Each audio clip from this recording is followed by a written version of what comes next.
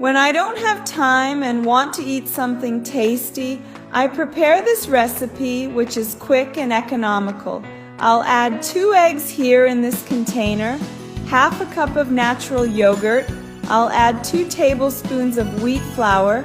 I'll also add salt to taste and a teaspoon of baking powder. Now we'll stir very well. Now let's add a diced tomato here, 200 grams of diced ham as well, and parsley and chives to taste. Now let's stir it up. Now I'm going to add here 100 grams of grated mozzarella cheese. We'll also add a teaspoon of fried garlic. Dehydrated parsley to taste, black pepper to taste, a teaspoon of oregano. And we'll stir again to mix these other ingredients. Now let's move on to the next part.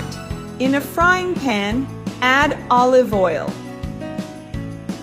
When it's golden brown, we'll turn it over and let it fry on the other side too.